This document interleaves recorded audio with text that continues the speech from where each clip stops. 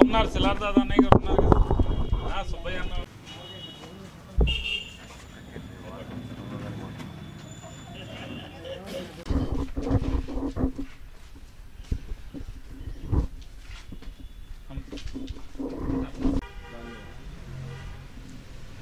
Kurnool DIG గారు YCP వాళ్ళు పత్యాపారం చేస్తే ఇట్లాగుంటుందన్నారా?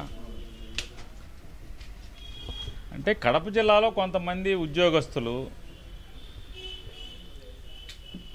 ప్రభుత్వం బాబు జాగ్రత్తగా ఉద్యోగం చేసుకోండి అని చెప్పని పంపిస్తే వాళ్ళు ఉద్యోగం చేయటం మానేసేసి వాళ్ళు పత్యాపారం చేయటం వల్ల ఇవాళ ఈ కడపలో జరుగుతున్నటువంటి ఎన్నికల్లో ఈ అరాచకాలు, ఈ అకృత్యాలు, ఈ దాడులు, హింస, పోనీ ప్రతి హింసలో ప్రతిరోజు జరిగే గొడవల్లో ఎవరన్నా కొత్త వాళ్ళు పాల్గొంటున్నారంటే కాదు.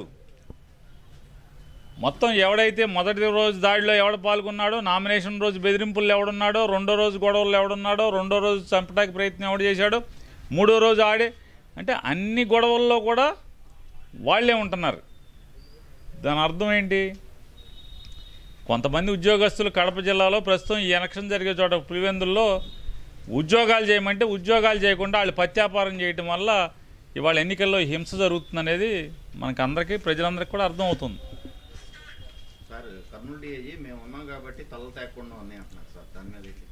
కర్నూలు డిఐజీ గారు మేము ఉన్నాం కాబట్టే తలలు తెగలేదన్నారా?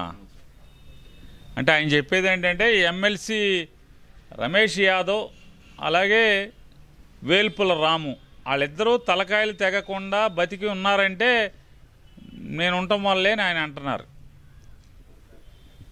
అంటే దురదృష్టం ఏంటంటే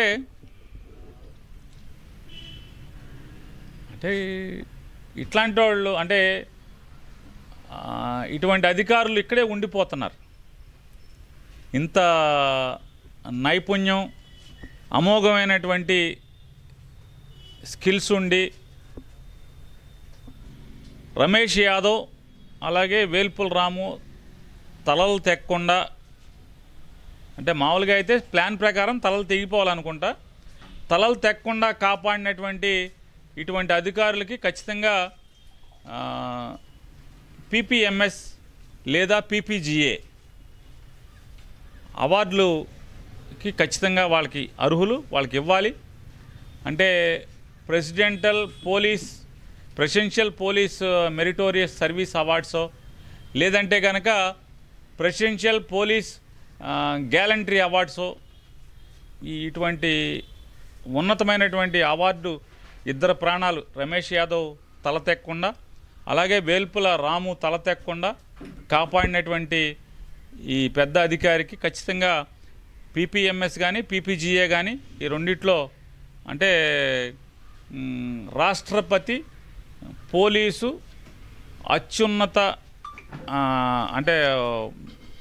అంటే ఉన్నతమైనటువంటి సేవలు అందించినందుకు ఇచ్చే అవార్డు కానీ లేదా గ్యాలంటరీ అమోఘమైనటువంటి సర్వీస్ ఇచ్చినటువంటి పీపీజీఏ ఈ రెండిట్లో ఏదో ఒకటి అన్ని రకాలుగా ఇవ్వటానికి అర్హత ఉందని చెప్పని వారికి ఇవ్వాలని చెప్పని నేను రాష్ట్రపతి గారిని కూడా కోరుకుంటున్నాను. సార్, నేను జరిగిన ఇన్సిడెంట్లో బాధితులకి బట్టలంతా రక్తం మరకలు ఉన్నాయి కానీ ఒంటి మీద గాయాలు లేవని కర్నూలు డీజీ గారు అంటారు. ఒళ్ళంతా రక్తం అంటే బట్టలంతా రక్తం ఉంది కానీ ఒంటి మీద ఒక్క దెబ్బ లేదని అన్నారా? అంటే ఏం చేస్తాం, దురదృష్టం పరిస్థితులు ఏంటంటే కొంతమందికి పొలిటికల్ క్యాటరాక్ట్ అని చెప్పని వస్తుంది. సాధారణంగా వయసు పెరిగే కొందికి కళ్ళకి క్యాటరాక్ట్ వస్తుంది. అది క్యాటరాక్ట్ పరిపక్వతకు వచ్చిన తర్వాత ఆపరేషన్ చేస్తుంటారు. కానీ పొలిటికల్ క్యాటరాక్ట్ అంటే రాజకీయ శుక్లాలు వచ్చిన వాళ్ళకి చేయగలిగేది ఏముంటుంది? అధికారం పోయినప్పుడు ఉన్న రాజకీయ పార్టీకి ఎవడైతే వాళ్ళ అధికారంలో ఉన్నాడో ఆ అధికారంలో ఉన్నటువంటి రాజకీయ పార్టీకి అధికారం పోగానే ఆటోమేటిక్గా వీళ్ళకి కూడా ఈ రాజకీయ శుక్లాలన్నీ కూడా ఆటోమేటిక్గా ఆపరేషన్ లేకుండానే కరిగిపోతూ ఉంటాయి. కాబట్టి ఇంకా 3.5 సంవత్సరాల్లో ఈ రాజకీయ శుక్లాలు తొలగే వరకు ఎదురు చూస్తూ ఉంటాం.